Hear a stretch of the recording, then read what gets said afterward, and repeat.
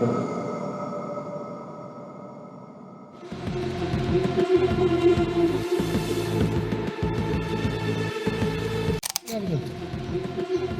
घिनौना काम तुमने और तुम्हारी पत्नी ने क्यों किया था? 10 साल, 33 बच्चे, 47 देश और सब कुछ चल रहा था एक छोटे से शहर बांदा के घर के अंदर। बांदा उत्तर प्रदेश का एक शांत सा डिस्ट्रिक्ट। सुबह जब यहाँ सूरज उगता है तो खेत खलियान जाग उठते हैं। लोग अपने रोज के कामों पर निकल पड़ते हैं। बच्चे स्कूल की तरफ दौड़ते हुए नजर आते हैं। ऑर्डिनरी जिंदगी, ऑर्डिनरी लोग। इसी शहर के एक रिस्पेक्टेबल मोहल्ले में एक घर था, एक सरकारी ऑफिसर का घर, इरिगेशन डिपार्टमेंट के जूनियर इंजीनियर राम भवन का घर। सोसाइटी में उसका रुतबा था, लोग उसे इज्जत देते थे। एक स्टैब्लिश आदमी, एक रिस्पेक्टेबल फैमिली। लेकिन उन दीवारों के पीछे, उस घर के अंदर एक ऐसा अंधेरा पल रहा था जिसका अंदाजा भी कोई आम इंसान नहीं लगा सकता। 10 साल तक, 2010 से 2020 तक, जब देश डिजिटल रेवोल्यूशन की बात कर रहा था, जब दुनिया इंटरनेट के जरिए और ज्यादा कनेक्ट हो रही थी, बांदा यूपी के एक कमरे में इंसानियत खामोशी से दम तोड़ रही थी। यहाँ कोई खून खराबा नहीं था, कोई चीख बाहर तक नहीं पहुँचती थी, लेकिन जो हो रहा था वो मौत से भी ज्यादा डरावना था। हजारों डिजिटल फाइल्स, सैकड़ों वीडियोस और उन सब के पीछे छुपी हुई थी नन्ही मासूम जिंदगियां। राम भवन अकेला नहीं था, उसकी पत्नी दुर्गावती उसके हर कदम पर उसके साथ थी। दोनों मिलकर एक ऐसा अनदेखा बाजार चला रहे थे जिसके कस्टमर्स बांदा यूपी या इंडिया में नहीं बल्कि दुनिया के अलग अलग कोने में बैठे थे। 47 कंट्रीज। 10 साल बाद जब इंटरनेशनल मॉनिटरिंग सिस्टम को एक सिग्नल मिला, तब जाकर इस खौफनाक रैकेट का पता चला। और जब सीबीआई ने उनके घर के दरवाजे खोले, लैपटॉप्स और पेन ड्राइव्स की जांच शुरू हुई, तो इन्वेस्टिगेटर्स को जो मिला उसने उन्हें भी हिला कर रख दिया। हमारे लिए शायद ये एक क्राइम स्टोरी हो, लेकिन उन 33 बच्चों के लिए वो कमरा आज भी उनके लिए किसी हॉरर से कम नहीं है। कुछ जख्म ऐसे होते हैं जो वक्त के साथ भरते नहीं, वो सिर्फ जिंदगी भर साथ रहते हैं।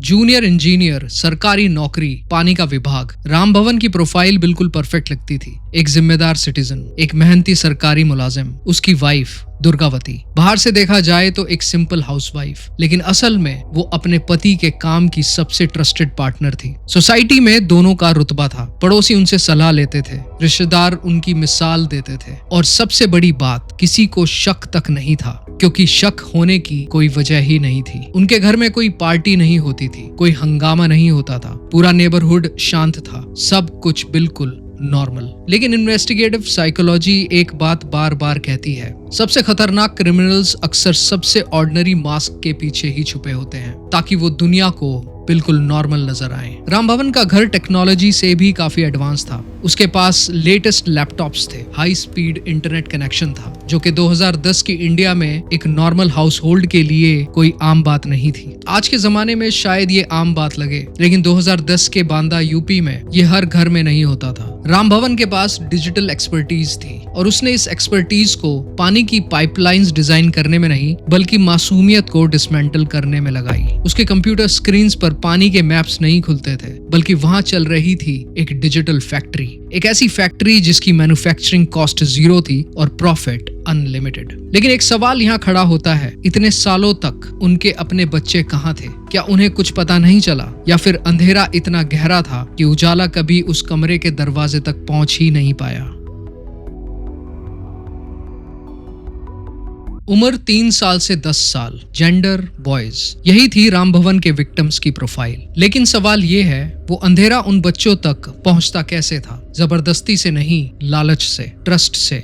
राम भवन बच्चों को कहता था, घर आओ, वीडियो गेम्स खेलेंगे। वो उन्हें चॉकलेट्स का लालच देता था, कभी कभी मोबाइल फोन्स भी। Video games, mobile phones, internet आज के बच्चों के लिए ये सबसे बड़ा अट्रैक्शन है, और राम भवन ने टेक्नोलॉजी को एक वेपन बना दिया था। मासूम बच्चों को लगता था जेई अंकल बहुत अच्छे हैं। उन्हें क्या पता था कि उनका हर एक पल, हर एक हंसी, हर एक थैंक यू अंकल हमेशा के लिए रिकॉर्ड हो रहा था। वो बच्चों को घर के अंदर ले जाता, दरवाजा बंद होता और फिर शुरू होता नर्क का असली खौफनाक खेल। लॉ की लैंग्वेज में इसे कहते हैं aggravate penetrative sexual sexual assault. Legal terms में ये शायद कॉम्प्लिकेटेड लगता हो, लेकिन सिंपल शब्दों में ये था एक बच्चे के जिस्म पर उसकी मर्जी के बिना जबरदस्ती कब्जा, उसकी मासूमियत को कुचल देना। और इन सब के दौरान दुर्गावती भी वहाँ होती थी। कभी बच्चों को डराना, कभी धमकाना, कभी चुप रहने की वार्निंग देना, और सबसे ज्यादा डरावनी बात, ये सब रिकॉर्ड हो रहा था अलग अलग एंगल्स से,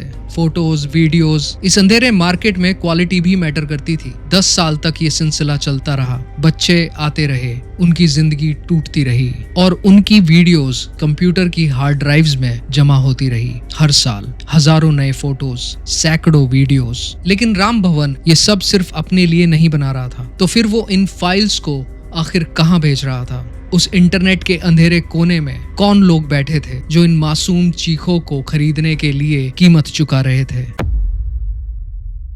बांदा के इस शांत मोहल्ले में जब रात गहरी हो जाती, तब राम भवन के घर में एक अलग ही दुनिया जाग उठती। कंप्यूटर स्क्रीन की रोशनी में उसके ब्राउजर पर खुलता था द डार्क वेब, इंटरनेट का वो हिस्सा जहां सर्च इंजन्स नहीं पहुंच पाते, जहां एनोनिमिटी सबसे बड़ा शील्ड होता है, और जहां दुनिया के सबसे गंदे और इल्लीगल धंधे पलते हैं। यूपी के एक छोटे से शहर बांदा से सीधा ग्लोबल कनेक्शन। राम भवन सिर्फ एक जूनियर इंजीनियर नहीं था, उसे कंप्यूटर कोडिंग भी आती थी। वो इनक्रिप्टेड प्लेटफॉर्म्स यूज करता था, VPNs यूज करता था। अपना डिजिटल फुटप्रिंट मिटाने के लिए वो काफी केयरफुल था। यहाँ वो जेई नहीं था, यहाँ वो था एक प्रोड्यूसर, एक सप्लायर। डार्क वेब पर CSAM यानी चाइल्ड सेक्सुअल अब्यूज मटेरियल एक बहुत बड़ा ऑर्गेनाइज्ड बिजनेस है। राम भवन जैसे लोग प्रोड्यूसर्स होते हैं। वो उन अनोनिमस कंज्यूमर्स को मटेरियल सप्लाई करते हैं जिनकी आइडेंटिटीज हिडन रहती हैं। पेमेंट्स इंक्रिप्टेड करेंसीज से होती हैं, जैसे बिटकॉइन। इसीलिए इस नेटवर्क को ट्रेस करना मुश्किल होता है, लेकिन इम्पॉसिबल नहीं। 10 साल में राम भवन ने एक सॉलिड डिजिटल नेटवर्क बना लिया था, ग्लोबल सिंडिकेट्स के साथ कनेक्शंस। उसके वीडियो 47 देशों तक पहुंच रहे थे। United states, United kingdom, Canada, Australia और कई यूरोपियन कंट्रीज। बांदा की मिट्टी से उठकर उन बच्चों के दर्द की कीमत लग रही थी $US और ब्रिटिश पाउंड्स में। इन्वेस्टिगेटर्स के मुताबिक इस इलीगल ट्रेड से उसने लाखों रुपए कमाए। जब एजेंसीज ने उसके घर की तलाशी ली तो वहां से करीब 9.5 लाख रुपए कैश मिला। एक सरकारी जूनियर इंजीनियर के घर में इतना कैश, ये सवाल खड़ा करता है। राम भवन की डिजिटल स्ट्रेटेजी काफी केयरफुल थी। उसने इंक्रिप्शन यूज किया, अनोनिमस प्लेटफॉर्म्स यूज किए, सब कुछ ट्रेस प्रूफ बनाने की कोशिश की। लेकिन डिजिटल दुनिया का एक बेसिक रूल है, इंसान चाहे कितना भी केयरफुल हो, कहीं ना कहीं एक डिजिटल सिग्नेचर छोड़ ही देता है। और राम भवन ने भी छोड़ा, लेकिन कहाँ?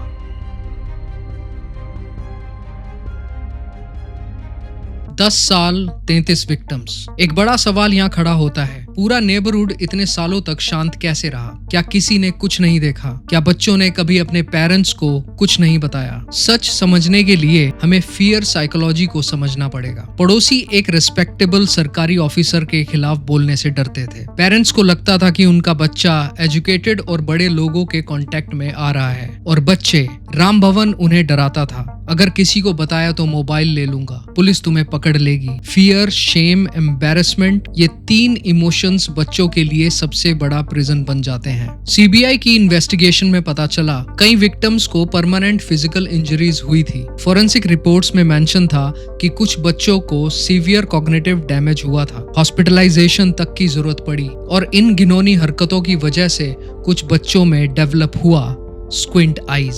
एक पल के लिए इस डिटेल पर रुक कर सोचिए। उस बंद कमरे में जो ट्रॉमा हुआ वो उन बच्चों की आंखों में कैद हो गया। कभी कभी दिमाग इतना बड़ा शॉक प्रोसेस नहीं कर पाता, इसीलिए आंखें उसका बोझ उठा लेती हैं। ये सिर्फ एक क्राइम नहीं था, ये मासूमियत पर साइकोलॉजिकल हॉरर था, और इस हॉरर में दुर्गावती का रोल भी उतना ही चिलिंग था। जब इन्वेस्टिगेशन शुरू हुई तो उसने विक्टिम्स के परिवारों को धमकाना शुरू किया, विटनेसेस को डराया गया, फैमिलीज को चुप रहने के लिए कहा गया। उसकी आइडेंटिटी, एक रिस्पेक्टेबल हाउसवाइफ, उसका शील्ड बन गई। पड़ोस के लोग अक्सर उनके साइड में खड़े हो जाते थे, उनकी तरफ से बात करने लगते थे, और इसी वजह से इन्वेस्टिगेशन स्लो हो रही थी। प्रूफ स्कैटर्ड थे, सच ढूंढना मुश्किल हो रहा था। लेकिन राम भवन को एक बात का अंदाजा नहीं था, global law enforcement agencies already track कर रही थी। इंटरपोल के मॉनिटरिंग सिस्टम्स एक्टिव हो चुके थे। इंक्रिप्टेड नेटवर्क्स पर जो डेटा पैकेट सर्कुलेट हो रहे थे उन पर एजेंसीज की नजर थी, और बांदा के उस घर में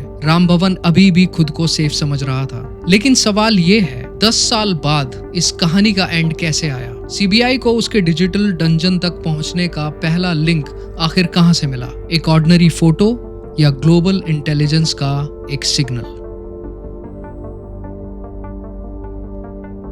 10 साल बाद 2020 दुनिया भर की लॉ इन्फोर्समेंट एजेंसीज एक ग्लोबल क्रैकडाउन चला रही थी सीसैम नेटवर्क्स के खिलाफ। इस ऑपरेशंस के सेंटर में था Interpol, international criminal police organisation. Interpol के सर्विलेंस सिस्टम्स डार्क वेब पर सर्कुलेट हो रहे सीसैम डेटा पैकेट्स को मॉनिटर कर रहे थे। कुछ सस्पिशियस डिजिटल ट्रायल्स उनके रडार पर आए। सोर्सेज दुनिया के अलग अलग हिस्सों से थे, लेकिन एक पैटर्न बार बार इंडिया की तरफ पॉइंट कर रहा था। इन्वेस्टिगेटर्स ने इनक्रिप्टेड डेटा को एनालाइज किया और धीरे धीरे उन्हें कुछ स्पेसिफिक आईपी एड्रेसेस और डिवाइस सिग्नेचर्स मिलने लगे। जब डिजिटल डस्ट सेटल हुई तो एक सरप्राइजिंग लोकेशन सामने आई, बांदा, उत्तर प्रदेश। इंटरपोल ने तुरंत ये इंटेलिजेंस इंडिया की Central Bureau of Investigation CBI को ट्रांसफर की। केस गया सीबीआई की स्पेशलाइज्ड यूनिट के पास, online child sexual abuse and exploitation unit. ये वो ऑफिसर्स होते हैं जो इंटरनेट के सबसे अंधेरे कोनों में जाकर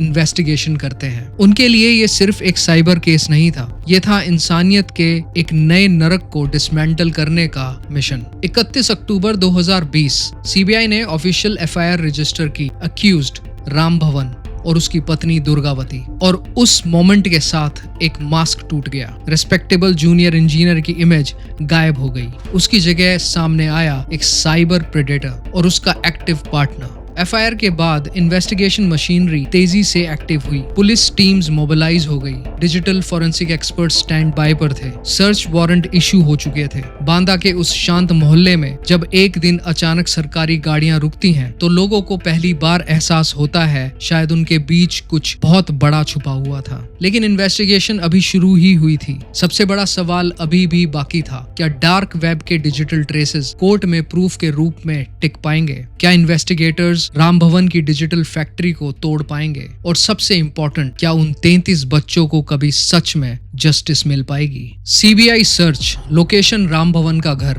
बाहर से एक ऑर्डिनरी हाउस, लेकिन इन्वेस्टिगेटर्स के लिए एक डिजिटल माइनफील्ड था। डेटा रिकवरी एक्सपर्ट्स ने घर से सीज किए computers, laptops, hard disk, USB drives, external storage device, mobile phones. पूरा नेबरहुड चुपचाप देख रहा था। फोरेंसिक लेबोरेटरी में एनालिसिस शुरू हुई। Deleted data recovery, encrypted files crack करना, हिडन फोल्डर्स ट्रेस करना, और फिर उन्हें वो मिला जिसकी बात हम इस वीडियो की शुरुआत में कर रहे थे। 679 फोटोग्राफ्स, 34 एक्सप्लिसिट वीडियोस, विक्टिम्स के साथ एग्रेवेटेड सेक्सुअल असॉल्ट के डायरेक्ट डिजिटल प्रूफ्स मिले, हाई रेजोल्यूशन रिकॉर्डिंग्स मिली। ये सिर्फ डॉक्यूमेंटेशन नहीं था, ये था ट्रेड मटेरियल। फोरेंसिक एक्सपर्ट्स को लैपटॉप्स में मिले ग्लोबल ट्रांजैक्शन की traces, emails, encrypted chats, WhatsApp communication threads और डेटा पैकेट्स की ट्रांसमिशन हिस्ट्री, जो ये दिखाता था कि ये मटेरियल इंटरनेशनल क्लाइंट्स तक भेजा जा रहा था। राम भवन डिजिटल फुटप्रिंट्स मिटाने में काफी केयरफुल था, लेकिन इन्वेस्टिगेशन में एक और डिस्टर्बिंग डिटेल सामने आई। उसकी पत्नी दुर्गावती कुछ एविडेंसेस को थ्रेट के रूप में यूज कर रही थी,